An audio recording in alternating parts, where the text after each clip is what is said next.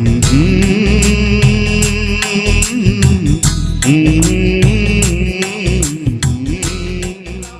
हैं तो इससे पहले कि मैं खुदा के कलाम की साइज को शेयर करूं, आप मेरे संग निकाले भजन संहिता की किताब, उसका 107 अध्याय और उसका 13वां पद। भजन संहिता उसका 107 अध्याय और उसका 13वां पद यदि आपको मिलता है तो आप निकालिएगा। 107 अध्याय और उसका 13वां पद। भजन संहिता 107 अध्याय और उसका 13वां पद। जिस किसी को मिलता है बुलंद आवाज में पढ़े। तब उन्होंने संकट में यहोवा की दुहाई दी। बहुत गौर से सुनिएगा, बहुत मामूली सी आज जान पड़ती है और बस अभी ही बहुत जल्दी ही 17 तारीख से हमारे लैंड डेज, हमारे रोजे के दिन शुरू है और सारी दुनिया में जो सबसे अधिक लोग इसी दिन को मानते हैं, उपवास के दिन को मानते हैं, लोग उपवास रखते हैं, कोई 40 दिन का, कोई 20 दिन का, कोई 25 दिन का, जैसा उनका शरीर उन्हें तौफीक बख्शता है वो उपवास रखते, उपवास रख के वो प्रार्थना करते हैं। यहां भी कुछ ऐसी ही बात है दुहाई की और प्रार्थना की। कई बार मैं और आप प्रार्थना का या विनती का बहुत कम अर्थ समझते हैं। अभी हमारी दीदी डल्लुबुआ यहाँ पर हमारी गवाही दे रही थी और जब दीदी गवाही दे रही थी तो उसके बाद उन्होंने एक बात कही कि मेरे बच्चे का बर्थडे है, भैया प्रार्थना कीजिएगा या दुहाई दीजिएगा या विनती करिएगा। जब हम प्रभु यीशु मसीह के पास आते हैं तो हमारे जीवन में प्रार्थना एक बहुत बड़ा महत्व रखती है और जो शैतान पर विश्वास करते हैं उनके लिए दुआ या प्रार्थना या विनती कोई महत्व नहीं रखती। प्रार्थना एक ऐसी चीज है जिसके द्वारा हम अपनी बातों को अपने परमेश्वर तक पहुंचा सकते हैं और कोई भी ऐसी प्रार्थना नहीं होती जो सुनी नहीं जाती, लेकिन हर बार प्रार्थना के उत्तर नहीं आते हैं। ठीक है ना? कई बार आपने प्रार्थना करी होगी, कई बार आपने विनती करी होगी, कई बार आपको मालूम नहीं होगा, अनजाने में आपके लिए किसी दूसरे ने प्रार्थना करी होगी और हो सकता है कई बार आपको तुरंत प्रार्थना के उत्तर मिल गए हो और कई बार आपको प्रार्थना के उत्तर नहीं मिले हो ना। बहुत सी ऐसी प्रार्थना है ना जिसके उत्तर नहीं मिले हो। मुझसे एक भाई कह रहा था मुझे बेटी चाहिए, बेटी चाहिए, बेटी चाहिए, और उसने बहुत सारे लोगों से कहा कि हमारे लिए प्रार्थना कीजिए कि हमारे घर में बेटी पैदा हो। और लोगों ने प्रार्थना भी करी, उन्होंने भी प्रार्थना करी, लेकिन उनके घर में चौथा बेटा पैदा हुआ। 3 तो थे और चौथा भी बेटा पैदा हुआ। मेरे चर्च के वो मेंबर है, मैं आपको बताऊंगा, कभी मौका लगेगा यहां पर आएंगे, वो मिलेंगे। आज दोपहर में चर्च के बाद हम उनके वहां पर थे। कई प्रार्थनाएं ऐसी होती है जिनके उत्तर तुरंत नहीं आते और जब उत्तर नहीं आते तो हम निराश होते। लेकिन अब गौर से सुनिएगा परमेश्वर के वचन में क्या लिखा हुआ है। पढ़े। तब उन्होंने संकट में यहोवा की दुहाई दी और उसने सकेती से उनका उद्धार किया। और उसने सकेती से या संकट से उनका उद्धार किया। यहां पर दुहाई और दुहाई के बाद उद्धार, और यदि दुहाई नहीं तो उसके बाद उद्धार नहीं, वो सकेती, वो संकट उनके जीवन में हमेशा बना रहेगा। यहां पर कुछ लोग परेशान हैं, कुछ लोग दिक्कत में है, कुछ लोग परेशानी में है, और ये उन लोगों का जिक्र है खुदावंत के लोगों जो लगभग 40 साल से मिस्रियों के गुलाम थे। परमेश्वर के लोग होने के बाद भी अपनी जिंदगी गुलामी में बिता रहे थे और गुलामी में बिताने के कारण इनके घर में कभी भी अगर कोई बेटा पैदा हुआ करता था तो राजा के हुक्म और नियम के अनुसार उसे मार डाला जाता था। सिर्फ बेटियों को जीवित छोड़ा जाता था और बेटों को मार डाला जाता था। और 40 साल तक ये बिगाड़ करते करते करते करते इतने अघा गए और इतना संकट इनके चारों ओर था कि बाइबल में लिखा हुआ है कि उन्होंने संकट में यहोवा की दुहाई दी और उसने सकेती से उनका उद्धार किया। लगभग 40 साल के बाद परमेश्वर ने अपने दास मूसा को चुना और उस मिस्र में भेजा ताकि वो अपने लोगों को वहां से छुड़ा कर लाए। खुदा के लोगों, कई बार मैं और आप भी प्रभु के लोग होने के बाद भी, परमेश्वर के लोग होने के बाद भी, खुदावंत को जानने के बाद भी कई बार मैं और आप बहुत सारी गुलामी में रहते हैं। बुरी आदतों की गुलामी में, बुरे पापों की गुलामी में, घिनौने ईर्ष्या और मानसिक पापों की गुलामी में। बहुत चीजें ऐसी होती हैं जो इंसान को ऊपर से नजर नहीं आती, लेकिन वो गुलामी में रहता है। एक दोस्त है मेरा, अक्सर मुझे मिलता है, जब मैं उससे बातें करता हूं तो बुंदेलखंड में पैदा होने के बावजूद उसकी एक आदत है कि वो बात बात में अपने मुंह से गाली के कुछ शब्द निकाल देता। मैं उससे कहता हूं कि गाली मत दिया करो, तो वो मालूम क्या कहता है, भैया हमने कब गाली दी? उसे खुद ही नहीं मालूम है कि उसके मुंह से वो कब निकल गई, कब उसने बोल दिया। मालूम क्यों? क्योंकि वो उसका गुलाम हो गया है। बहुत से ऐसे पाप है जो हमें नहीं मालूम है, हम जाने अनजाने में कर रहे हैं, और हमको नहीं मालूम होने के कारण मालूम हम उनके गुलाम हैं। ये इस्राएली भी, इनको खाने को मिलता था, इनको पीने को मिलता था, लेकिन ये गुलाम थे। इनको कोड़े मारे जाते थे और इन्हें खाना खिलाया जाता था, इनसे बेगार किया जाता था, इनको तनख्वाह नहीं दी जाती थी, और 40 साल से पीढ़ी दर पीढ़ी ये उसी गुलामी में थे। लेकिन एक दिन सच्चे परमेश्वर को जानने के बाद इन्होंने दुहाई दी, ये करहाए, चिल्ला उठे। लिखा हुआ अति वेदना से, पीड़ा से, बड़े दुख से ये चिल्ला उठे, और जब इन्होंने चिल्लाहट के कारण इनकी दुहाई परमेश्वर के पास पहुंची, तो बाइबल में लिखा है परमेश्वर ने सकेती से, संकट से इनका उद्धार किया। आज जरूरत है परमेश्वर के लोगों, मेरे और आपके परिवार में, मेरे और आपके घर में, मेरे और आपके जीवन में, मेरे और आपके स्वयं के एटीट्यूड पे, व्यवहार में प्रार्थना या दुहाई होना जरूरी है। यीशु मसीह जब 40 दिन के लिए जंगल में गया था, शैतान उसकी परीक्षा कर रहा था। आपको मालूम है 40 दिन तक ना तो उसने कुछ खाया और ना उसने कुछ पिया, भूखा रहा, और हर क्षण शैतान आकर उसकी परीक्षा करता रहा। एक दिन तो शैतान ने उससे कहा कि इन पत्थरों से कह दे कि ये रोटी बन जाए। तब यीशु मसीह ने उससे कहा कि मनुष्य केवल रोटी ही से नहीं, परंतु हर एक उस वचन से जो परमेश्वर के मुख से निकलता है जीवित रहेगा। खुदा के लोगों, जब मैं और आप परमेश्वर पर विश्वास करते, बहुत जरूरी है कि मेरे और आपके जीवन में प्रार्थना आना जरूरी है, प्रार्थना करना जरूरी है। वो लोग जो सच्चे परमेश्वर को नहीं जानते, अपने हाथ की बनाई हुई मूर्ति, अपने हाथ की बनाई हुई तस्वीरों की पूजा करते हैं, सच्चे परमेश्वर को ना जानने के बाद भी वो इस प्रकार के कामों को करते हैं जिसके कारण उन्हें ऐसा लगता है कि उनका परमेश्वर सुन रहा, पर नहीं, वो उसी में फंसे रहते। लेकिन हम तो सच्चे परमेश्वर को जानते हैं, एक हकीकी परमेश्वर को जानते हैं। बाइबल में लिखा हुआ है कि वो आंख होते हुए देख नहीं सकता, वो कान होते हुए सुन नहीं सकता, हाथ होते हुए उसके हिलते नहीं है, लेकिन हमारा परमेश्वर तो चलता फिरता, हमारा परमेश्वर तो जीवन देने वाला परमेश्वर है, हमारा परमेश्वर तो उत्तर देने वाला परमेश्वर है, साथ रहने वाला परमेश्वर है। फिर हम क्यों नहीं पुकारते? इस संडे हमारे कलीसिया में, हमारे चर्च में बहुत सारे लोग आए थे। वो नया भवन भी हमको ऐसा लग रहा कि बहुत जल्दी वो हमारे लिए छोटा हो जाएगा। लेकिन मैं आपको एक बात बताना चाहता हूं परमेश्वर के लोगों, जब वहां पर लोग आए, मैंने ऑल्टर कॉल दिया और मैंने उनसे कहा कि जो प्रार्थना कराना चाहता है आगे निकल कर आए। तो बड़ी भीड़ सामने निकल कर आ गई, उनके लिए प्रार्थना करी, और चर्च खत्म होने के बाद जब मैं उनसे मिलने लगा तो मुझसे कहने लगे कि हमारे घर आइए, हमारे घर पे विजिट कीजिए, हमारे लिए प्रार्थना कीजिए, हमें विश्वास है यीशु मसीह हमें चंगा करेगा। एक ऐसी महिला आई जिसके गले में बड़ा सा ट्यूमर था, पूरा लटकता था, उसके लिए प्रार्थना करी, प्रभु यीशु मसीह ने उसे छूकर शिफा दी, उसका ट्यूमर, गले में लटका हुआ ट्यूमर गायब हो गया। एक अंधा जो लगभग 3 महीने से कोमा में था, उसकी आंख की रोशनी चली गई, देख नहीं सकता था, सिर्फ चलने लायक था। किसी ने उसको बताया कि ये भैया लोग प्रार्थना करते हैं, प्रभु यीशु मसीह शिफा बख्शता है।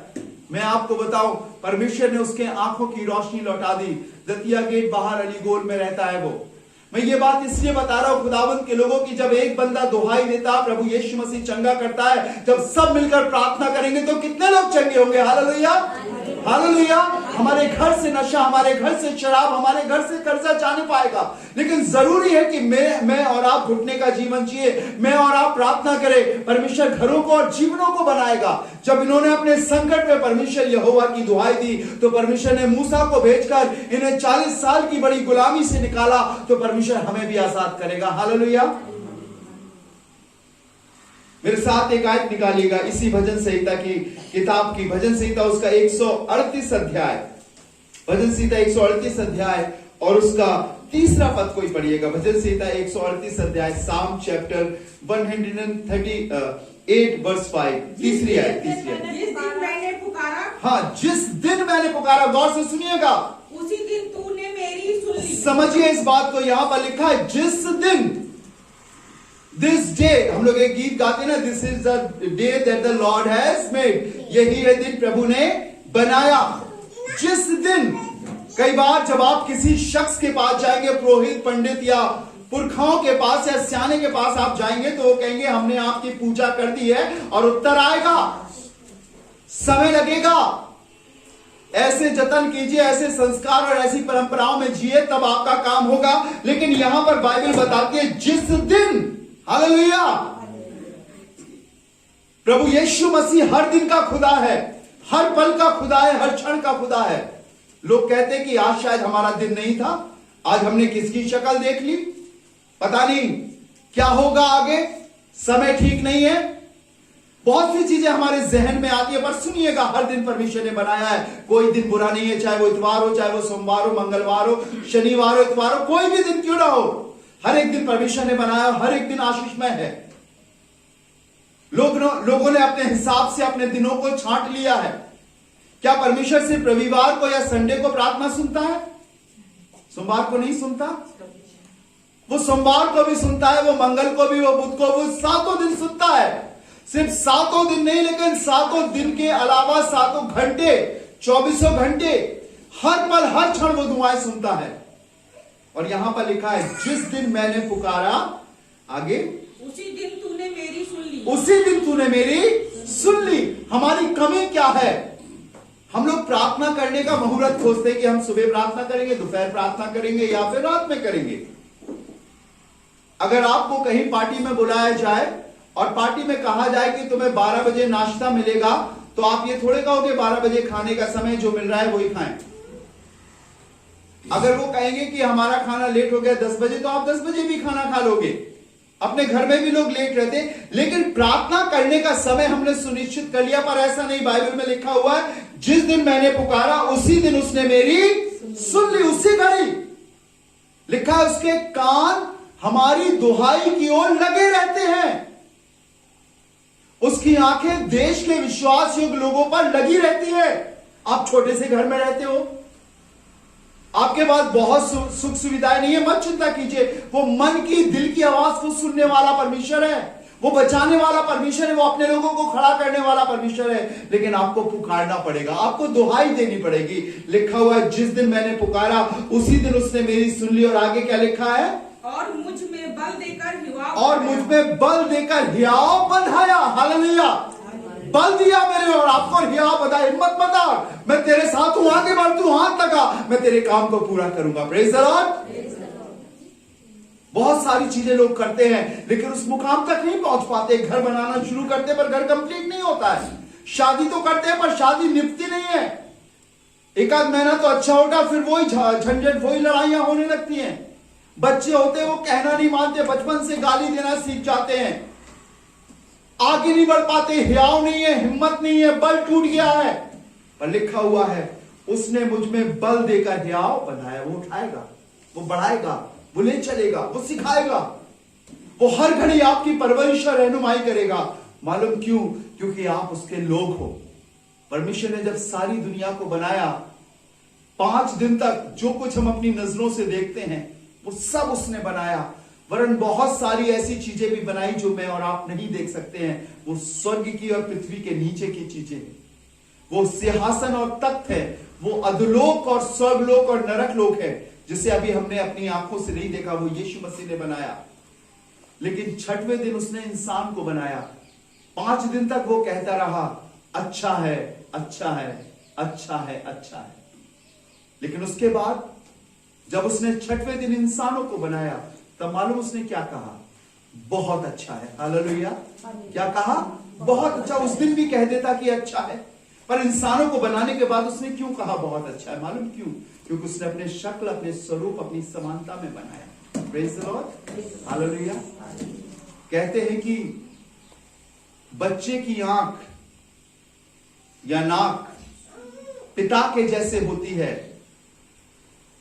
और उसके पिता की आंख उसके पिता के जैसी होती है, और उसके पिता की आंख उसके पिता की जैसी होती है। और ढूंढते जाए तो आखिरी में किसकी तरह होगी? जिसने बनाया, उसने अपनी शक्ल, अपनी स्वरूप, अपनी समानता में हमें बनाया है। आप कीमती हो। जब आपको चोट लगती है, जब आपको थोड़ी सी तकलीफ होती है, तो उसको भी तकलीफ होती है। लिखा है हमारे पास एक ऐसा प्रभु है जो हमारे दुखों में हमारे साथ दुखी हुआ, और वो रात दिन मेरे और आपके लिए परमेश्वर से विनती करता है कि प्रभु इन्हें क्षमा कर। पर आज मेरे और आपको जानना है, क्या मैं और आप उसकी दुहाई दे रहे हैं कि नहीं, मैं और आप उसे पुकार रहे हैं कि नहीं। हमें नाश्ता याद होता है, हमें लंच याद होता है, हमें डिनर याद होता है, सुबह दोपहर शाम का खाना याद होता है, और बीच में शाम की चाय भी हमें याद रहती है। लेकिन क्या हमें उससे प्रार्थना करना याद रहता है?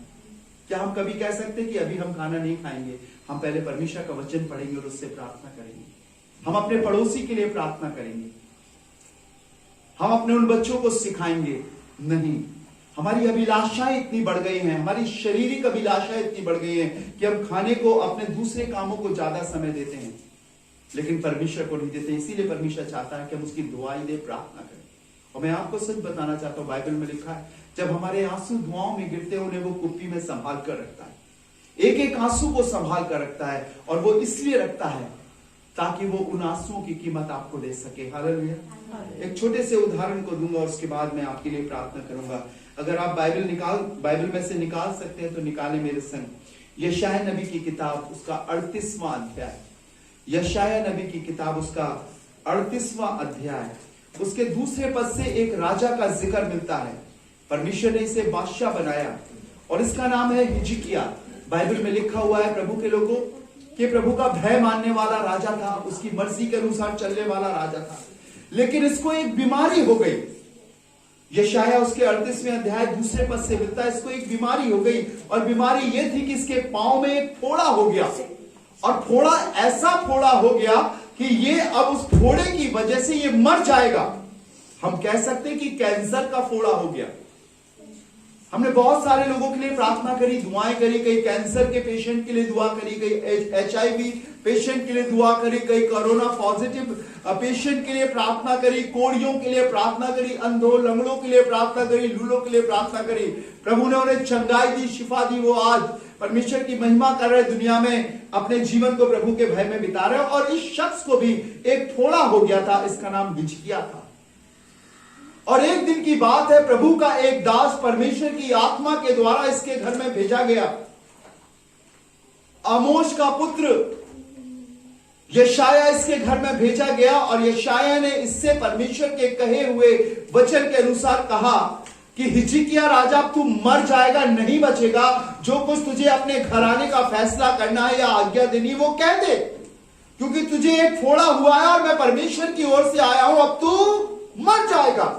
अब किसी के पास, किसी के घर में कोई प्रभु का सच्चा दास आकर कहे, दीदी भैया कि आप अब नहीं बचोगे, अब तो मर जाओगे, तो उस पर क्या गुजरेगी? अभी मौत तो उसके पास नहीं आई है, लेकिन इस बात को सुनकर वो जीते जी आधे से ज्यादा तो वो खत्म ही हो जाएगा। लोग कहते हैं कि अगर किसी को कैंसर हो जाए तो बताना नहीं। मैं बहुत सारे लोगों के लिए प्रार्थना करने गया, घर के लोग बोलते भैया सिर्फ आप प्रार्थना कर देना, पर हमने नहीं बताया कि इसको कैंसर हो गया। तो हमने कहा ठीक है, नहीं बताएंगे, प्रार्थना करेंगे। लोग नहीं बताते हैं, लेकिन इसको ऐसा फोड़ा हो गया था, ये मरने वाला था। सुनिए जरा कथा को, मैं चाहता हूं कोई पढ़े यशायाह नबी की किताब 38वां अध्याय दूसरे पद से। जी। तब हिजकिय्याह ने दीवार की ओर मुंह फेरकर यहोवा से प्रार्थना करके कहा। सुनिएगा, जब यशायाह ने इससे कहा, पहले पद से पढ़िएगा, पहले पद से। जी। उन दिनों में हिजकिय्याह ऐसे रोगी हुआ कि वह मरने पर था। तब आमोस के पुत्र यशायाह नबी ने उसके पास जाकर कहा, यहोवा यूं कहता है, अपने घराने के विषय जो आज्ञा देनी हो वो दे, जो आज्ञा देनी हो वो दे, क्योंकि तू ना बचेगा। क्योंकि तू ना बचेगा। जो हुक्म देना है, जो बंटवारा करना है, ऐलान करना, कर दे, अब नहीं बचेगा। हाँ, मर ही जाएगा। मर जाएगा, ऐसा कह रहा है प्रभु का दास। जी। तब हिजकिय्याह ने दीवार की ओर मुंह फेरकर यहोवा से प्रार्थना करके अब सुनिएगा, जब ये बात यशायाह उससे कहकर चला गया, तब हिजकिय्याह अपने घर में गया, डॉक्टर के पास नहीं गया। अगर हमें तकलीफ होती तो हम कहते हैं स्पेशलिस्ट कौन है? पेट का, गले का, नाक का, इसका उसका स्पेशलिस्ट कौन है? अब एक भैया के टंग्स का ऑपरेशन हुआ, उनके टंग्स में ग्रोथ हो गई थी, खाना खाते समय उनकी जीभ कट गई और वहां पे मांस बढ़ने लगा, और वो कानपुर गए, वहां पे उन्होंने ऑपरेशन कराया। ऑपरेशन होने के बाद 2 महीने बाद फिर से बढ़ने लगा। उन्होंने मुझसे कहा, हमने कहा ठीक है, हम आपके लिए प्रार्थना करेंगे। हमने प्रार्थना करी, और प्रार्थना करने के साथ साथ जो सब्स्टिट्यूट हमारे पास था, मेरी वाइफ ग्वालियर मेडिकल कॉलेज में थी, हमने अपने डॉक्टरों को दिखाया और उन्होंने बखूबी दोबारा बहुत अच्छे तरीके से उनका ऑपरेशन किया। हम लोग उनके लिए प्रार्थना कर रहे हैं कि अब तीसरी बार उनकी ग्रोथ ना होने पाए। अब लिखा हुआ है, इससे ये बात कही गई कि तू नहीं बचेगा, निश्चित मर ही जाएगा। जो आज्ञा तुझे अपने घराने के विषय में देनी है वो दे। ये अपने घर में गया, किसी डॉक्टर के पास नहीं गया, अपने घर में गया। आप सुनिएगा, तब हिजकिय्याह ने दीवार की ओर मुंह फेरकर यहोवा से दीवार प्रार्थना की तरफ इसने मुंह कर ली। ये सिंहासन पर बैठता था और प्रजा सामने बैठती थी, लेकिन आज इसने अपने मुंह को दीवार की तरफ कर लिया। अभी तक ये मुंह से हुक्म दिया करता था, ऐसा करो, ऐसा करो, ऐसा करो, ऐसा करो, ऐसा करो, लेकिन इस बार जब ये अपने घर में गया तो इसने कहां पर मुंह किया? दीवार की तरफ। जब आप दीवार को देखोगे तो कुछ ना दिखेगा, कोई रास्ता नहीं होता है। दीवार की तरफ इसने मुंह कर लिया। अब सुनिएगा आगे क्या हुआ, पढ़े। प्रार्थना करके कहा, प्रार्थना करके, दीवार की तरफ मुंह करके प्रार्थना करके क्या कहा? हे यहोवा, हे यहोवा, मैं विनती करता हूँ, मैं विनती करता हूं, स्मरण रख कि स्मरण कर कि मैं सच्चाई और खरे मन मैं सच्चाई और खरे मन से अपने को तेरे सन्मुख जानकर चलता आया हूँ। ये कहने लगा, हे परमेश्वर, याद कर कि मैं अपने को तेरे सामने खड़ा जानकर तेरी इच्छा के अनुसार अपने जीवन को बिताता आया हूं। सुनते जाइएगा परमेश्वर के लोग आगे। और जो तेरी दृष्टि में हाँ, उचित था, जो तेरी दृष्टि में उचित था वही करता आया हूं। ये कहने लगा, जो ठीक था प्रभु मैंने वही किया, कोई गलत काम नहीं किया। फिर मुझे ये फोड़ा, ये कैंसर क्यों? कई बार हमारे और आपके जीवन में भी सवाल आते हैं, वो इतना गलत काम करता है, 2 नंबर का काम करता है, ये करता वो करता, हम कुछ नहीं करते, प्रभु वो तो बढ़ रहा है और हमारे ऊपर ये विपत्ति। हम विश्वासियों का ये सवाल अक्सर परमेश्वर से होता है, 2 नंबर का काम करने वाला बढ़ रहा और 1 नंबर से जो हम अपनी जिंदगी जी रहे इतने कष्ट में है। और इसके जहन में भी यही बात आने लगी होगी और कहने लगा, मैं तेरा भय मानकर अपने जीवन को आगे बढ़ा रहा। तब सुनिएगा आगे, लिखा हुआ आया हूँ। और हिजकिय्याह बिलक बिलक कर रोने लगा। अब लिखा है कि ये हिजकिय्याह, ये बादशाह दीवार की तरफ मुंह करके दुहाई में, विनती में बिलक बिलक कर रोने लगा। मालूम बिलक बिलक के कब रोते हैं? जब असहनीय दर्द किसी को होता है, जब ऐसी पीड़ा किसी इंसान को होती है जो उसके सहन से बाहर होती है, जिसके सिर से साया चला जाता है, जो अपनी नजरों के सामने मौत को देखता है, जिसकी उम्मीदें खत्म हो जाती हैं, वो बिलक बिलक कर रोता है। जरा पूछिए उन बहनों से जिनके हस्बैंड जवानी के आलम में खुदा को प्यारे हो गए। जरा पूछिए उन मां बाप से जिनके पास एक ही संतान थी और वो दुनिया से चली गई। बिलक बिलक कर रोते हैं, 1 दिन नहीं, 2 दिन नहीं, लेकिन जब जब याद आती है तब तब आंसू बहाते हैं। और इसको भी यही याद आ रहा था कि अब मैं कब्र में चला जाऊंगा, मैं मर जाऊंगा। जिसने अपनी विनती, अपनी दुहाई अपने खुदा से कही और बिलक बिलक कर रोने लगा। परमेश्वर के लोगों, मेरे और आपका परमेश्वर ऐसा है जो आंसू को बेकार नहीं जाने देता। आपके घर में कुछ चीज बिगड़ी हुई है या बिगड़ गई है या ऐसा लग रहा है कि अब नहीं संभलेगी, मैं आपको बताऊं, आंसू बहाना सीख लीजिए, घुटने पे होकर प्रार्थना करना सीख लीजिए।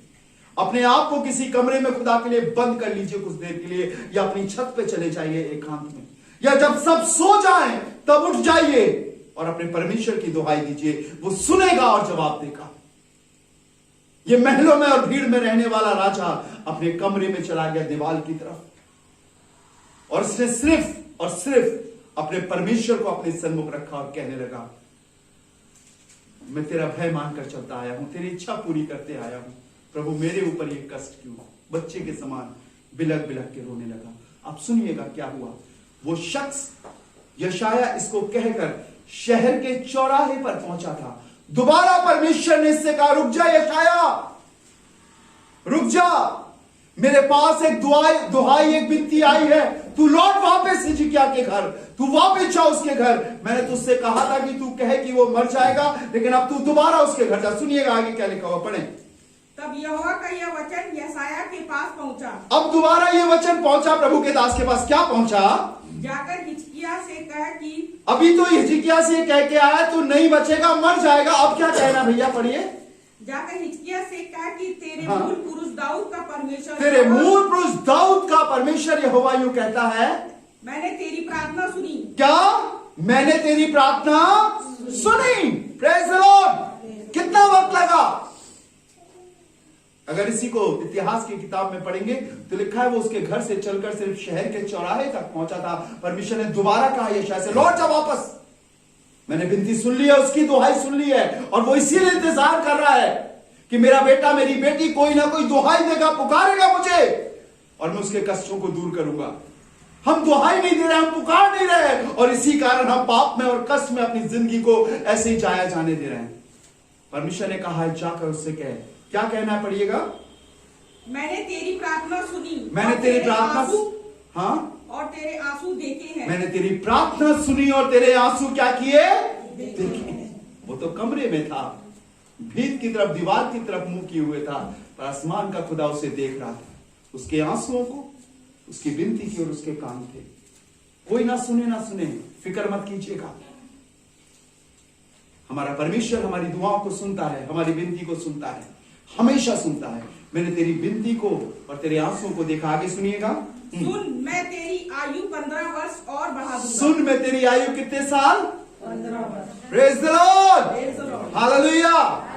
कोई शख्स किसी की उम्र नहीं बढ़ा सकता, लेकिन परमेश्वर बढ़ा सकता है। कितने साल बढ़ गई? वो जो मरने वाला था उसकी उम्र 15 साल बढ़ गई। कितना खुश नसीब है वो शख्स। उससे पूछिए जिसे डॉक्टर जवाब दे देते हैं और कहते हैं अब नहीं बचोगे। मैंने ऐसे बहुत सारे लोगों को देखा जिन्हें डॉक्टरों ने जवाब दे दिया। मैंने कहा डॉक्टर ने जवाब दिया है, परमेश्वर ने जवाब नहीं दिया है। और परमेश्वर उस शख्स को जवाब देता है जो पाप में जिंदगी गुजारता है, लेकिन जो पापों की क्षमा मांगता है और उससे प्रार्थना करता है, उसकी जिंदगी बढ़ा देता है। बहुत से लोग मौत के मुंह से, कोमा में से, बीमारी में से बाहर निकल कर आए। बहुत से लोग उसी में फंस कर मर गए। इसकी जिंदगी के 15 साल बढ़ गए। हालेलुया। परमेश्वर के दास ने कहा बाहर जाकर अंजीर की पत्ती का एक टिकिया बनाना और उस टिकिया को अपने फोड़े पर रख लेना और वो फोड़ा ठीक हो जाएगा। लोग कहते हैं कैंसर का इलाज बॉम्बे में होता है, ग्वालियर में होता है, कोई कहता है दिल्ली में होता है, लेकिन यहाँ तो अंजीर के पेड़ में हो गया। Praise the Lord. वो दुहाई को, विनती को सुनने वाला। इसलिए बाइबल में लिखा है तब उन्होंने संकट में यहोवा की दुहाई दी और उसने सकेती से उनका उद्धार किया। आज हमारा परमेश्वर हमारी प्रार्थना सुनने के लिए तैयार है।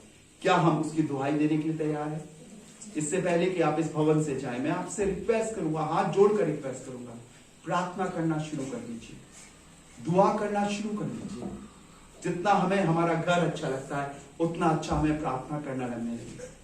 और सिर्फ मांगे नहीं, प्रार्थना में अपने आप को सौंपे। प्रार्थना में ये ना कहे कि प्रभु मुझे ये दे, ये दे, ये दे। तो ये तो सारी दुनिया कर रही है।